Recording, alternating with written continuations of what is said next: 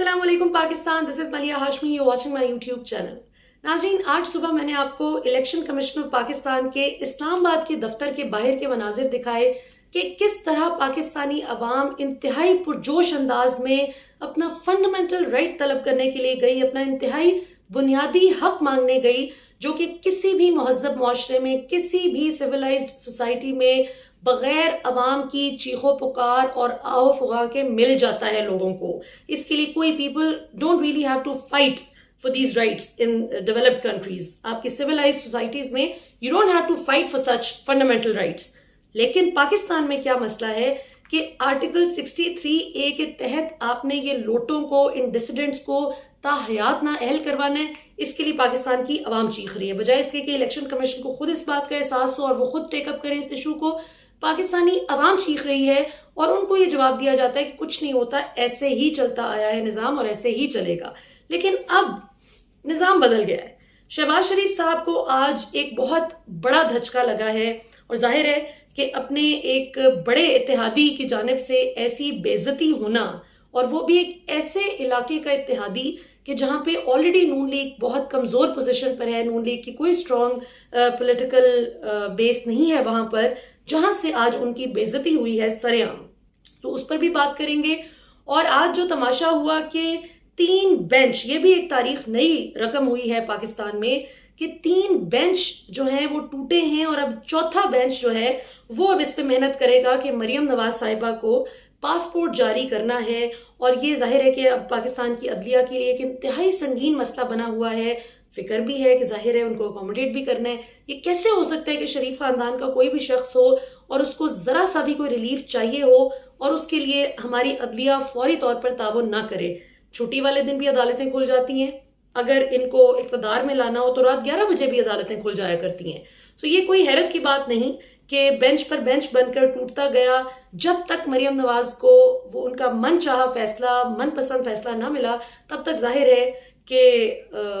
अदलिया भी सुकून से नहीं बैठेगी। सो आज चंद एक जजेस ने तो ये जो बेंच टूटते गए उसकी वजह भी यही थी कि वो इस बात से माजरत कर रहे थे कि हम इनका केस नहीं सुनेंगे, जो पासपोर्ट देने का मामला है इनका। अब सूरत हाल बहुत दिलचस्प है नाजरीन के मरियम नवाज एक मुजरिमा है जो कि जमानत पर बाहर हैं। और जमानत किस चीज की बुनियाद पर, इन्होंने क्या प्ली ली थी कि मेरे वालिद चूंकि अनवेल हैं, बीमार हैं, मैंने उनकी तीमारदारी करनी है, उनका ख्याल रखना है, देखभाल करनी है, लिहाजा मुझे जमानत दी जाए। वालिद साहब तो चले गए लंदन और माशाल्लाह अल्लाह उन्हें और सेहत याब करें, ठीक ठाक माशाल्लाह वो होटल्स में जा रहे हैं, रेस्टोरेंट्स में जा रहे हैं, रेस्टोरेंट्स के अलावा कॉफी हाउसेस में जा रहे हैं माशाल्लाह, जिस तरह कोई भी सेहतमंद इंसान अपनी एक रूटीन रखता है। मरियम नवाज साहिबा इस सारे अरसे में जलसे जुलूस भी करती रहीं, इस्टेब्लिशमेंट को, पाकिस्तान की फौज को, बल्कि जर्नैलों के नाम ले लेके जिस तरह से वो तज़हीक आमेज अंदाज में गुफ्तगू करती रहीं, तकरीरें करती रहीं। सो मच सो कि ये जो दहशत गर्दी है उसके पीछे वर्दी है जैसा घटिया नारा भी मरियम नवाज के वर्कर्स ने लगाया, जिसको मरियम नवाज ने बिल्कुल भी रोकने की कोशिश नहीं की। और बल्कि जब ये नारा लग रहा था तो वो खामोश हो गई ताकि ये नारा और जोर पकड़े। सो ऐसी खातून को अकोमोडेट करने के लिए पूरा सिस्टम इस वक्त एक्टिव है और कोशिश की जा रही है कि किसी तरह जो एक लिस्ट जाहिर तैयार हो चुकी है जिसमें इस एतमाद के साथ उनका नाम पहले ही डाल दिया था, बावजूद इसके कि अभी पासपोर्ट उनका अदालत के पास है, पासपोर्ट उनको नहीं मिला, लेकिन फिर भी उनका नाम उस उम्रे की, सरकारी उम्रे की लिस्ट में डाल दिया था कि वो भी इस उम्रे की लिस्ट में शामिल होंगी। धचका क्या लगा है जी शहबाज शरीफ साहब को,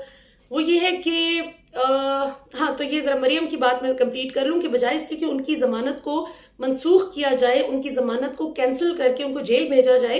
सारी अदलिया इस वक्त इस कोशिश में लगी हुई है कि किसी तरह इनको पासपोर्ट मिल जाए और ये अपना मनपसंद जो प्लान है उसके मुताबिक ये चल सकें। नो वंडर पाकिस्तान की पूरी दुनिया में 139 ममालिक में से 130वीं यानी 130th पोजीशन है। और हैरत होती है उन ममालिक पर कि जो हमसे पीछे रह गए हैं, जो मतलब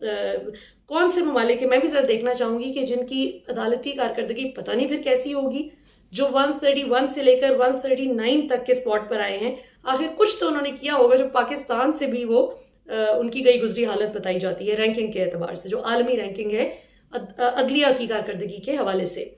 शहबाज शरीफ साहब को नाजरीन झटका आज ये लगा कि चूंकि आपको पता है कि परसों वो बात कर रहे थे कि मैं तनख्वाह नहीं लूंगा, बड़ी बचत करूंगा वगैरह वगैरह। कल हमने देखा कि एक लिस्ट लीक हो गई जिसमें वो तमाम नाम शामिल थे जो जाने थे, और जाहिर है कि फिर हुकूमत को ओन करना पड़ा कि बिल्कुल ये लिस्ट दुरुस्त है। जिस तरह पहले AR भाई ने जब खबर चलाई कि जी ये PIA का 777 जो बोइंग 777 तैयारा है, इसको स्टैंड बाय पर रखा गया है कि पूरा तैयारा इसको अभी इस्तेमाल नहीं आप कर सकते। ये शहबाज शरीफ साहब खैर से अपना जो शाही टोला है सरकारी उम्रे के लिए उसको लेकर जाने की तैयारी में है। पहले नून लीग इनकार करती रही कि ऐसा नहीं है, कुछ भी नहीं है, बिल्कुल झूठ है। उसके बाद फिर इनको मानना पड़ा कि ये बात दुरुस्त है, और जाहिर है पब्लिक प्रेशर में आके उनको सारा तैयारा बुक कराने की बजाय 80 सीट्स बुक कराने का उन्होंने जो है मेहरबानी फरमाई। और अभी खुशखबरी ये है कि ये 80 सीट्स भी जो हैं इनकी टिकट का पैसा भी मेरे और आपके टैक्स के पैसे से कटेगा। ऐसे में अमीर होती साहब जो ANP से ताल्लुक रखते हैं, जाहिर है खैबर पख्तूनख्वा में ऑलरेडी नून लीग की बड़ी वीक पोजीशन है, वहां से उनकी ऐसे सरेआम बेइज्जती होना। अमीर होती साहब ने ट्वीट की है कि जी हम नहीं जाएंगे, हम माजरत करते हैं, शहबाज शरीफ साहब ने हमें ऑफर की, लेकिन हमारी रिवायात में ये शामिल नहीं है कि हम सरकारी खर्चे पर उम्रे करें। अब ये जाहिर है चूंकि पब्लिक प्रेशर बहुत ही इमेंस था, कल से लेकर अब तक पिछले 24 से 28 घंटे में बहुत सिवियर प्रेशर पड़ा इन तमाम पॉलिटिशियंस पर, जिनको जाहिर है कि जिनके नाम लिस्ट में थे और वो अब कुछ कर भी नहीं सकते थे। तो अमीर होती साहब ने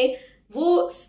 खामोशी से भी इनकार कर सकते थे, वो इस बात को पब्लिक ना भी करते तो शहबाज शरीफ साहब का वो भरम रख सकते थे, लेकिन अमीर होती साहब मेड श्योर कि वो न सिर्फ माजरत करें कि मैं नहीं जाऊंगा, बल्कि वो साथ वजह भी बयान करें कि सरकारी खर्चे पर उम्रों पे जाना, उम्रे शुमरे करना हमारी रिवायत नहीं है। यानी उन्होंने शहबाज शरीफ को चोट भी की है सरेआम कि ये आपकी रिवायात में शामिल है, हमारी रिवायात में शामिल नहीं है, कि हम आपसे बेहतर हैं। थोड़ी उन्होंने अपनी मॉरल सुपीरियोरिटी भी शो की है इस ट्वीट के जरिए। इस पे जाहिर है कि शहबाज शरीफ की अब मजीद लहरें हो रही है सोशल मीडिया पर। और दूसरी तरफ ये कि लाहौर हाई कोर्ट भी तकरीबन तैयारी पकड़ चुका है हमजा शहबाज को वजीर आला बनाने की। Such is the judicial system of Pakistan के यहाँ पे जो बेचारा गरीब इंसान है उसके साथ उसका बच्चा भी कत्ल हो जाए तो उसको वैसा इंसाफ नहीं मिलता जो यहाँ पे अरबों रुपए की चोरी करने वालों को इक्तदार में लाने के लिए जिस तरह का रिलीफ दिया जाता है, या उनको सैर सपाटे उनके अकोमोडेट करने के लिए जिस किस्म का रिलीफ दिया जाता है। और मुझे याद है कि जिस तरह शहबाज शरीफ ने बाला ही बाला अदालत से, एक तो था ना कि 50 रुपए के स्टैम्प पेपर पे नवाज शरीफ को जिस तरह से भगाया था गारंटी देकर, और आफरीन है हमारी अदालतों पर कि शहबाज शरीफ को यह पूछने की बजाय कि आपने एक मुजरिम की गारंटी दी, एक मफरूर मुजरिम की जो अभी तक वापस नहीं आया, तो क्यों ना आपको अदालत में डाला जाए, जो कि जेल में डाला जाए, जो कि उसूल भी होता है। नहीं, बल्कि उनको वजीर आजम बनाने में फैसिलिटेट किया गया। अदालतें खोल दी गई रात 11 बजे सिर्फ इसलिए कि उनको वजीर आजम बनाना था, इख्तिदार देना था। अब गरीब आदमी बड़े से बड़ा उसके साथ जुल्म हो जाए, ज्यादती हो जाए, कोई पूछने वाला नहीं, लेकिन इनको इख्तिदार दिलवाने के लिए, इनकी सैरों के लिए,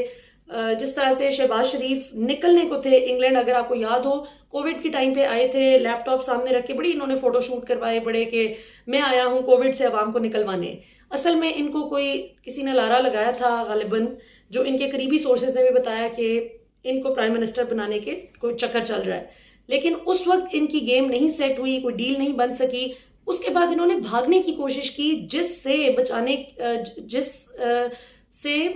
इन्होंने अदलिया के साथ साजबाज करके ये निकलने को थे। लेकिन FIA के, अगर आपको याद हो, एक बड़ी बहादुर खातून ऑफिसर थी जिसने एयरपोर्ट पर इनको रोक लिया था और इनका नाम जो है वो उस लिस्ट में डाल दिया गया था, जिसके बाद वो नहीं निकल सके। तो ये कुछ सूरत हाल है नाजरीन, इस पर अफसोस ही किया जा सकता है, मतलब तबसरे से ज्यादा इस पर अफसोस किया जा सकता है कि ये हमारे मुल्क के निज़ाम की हालत है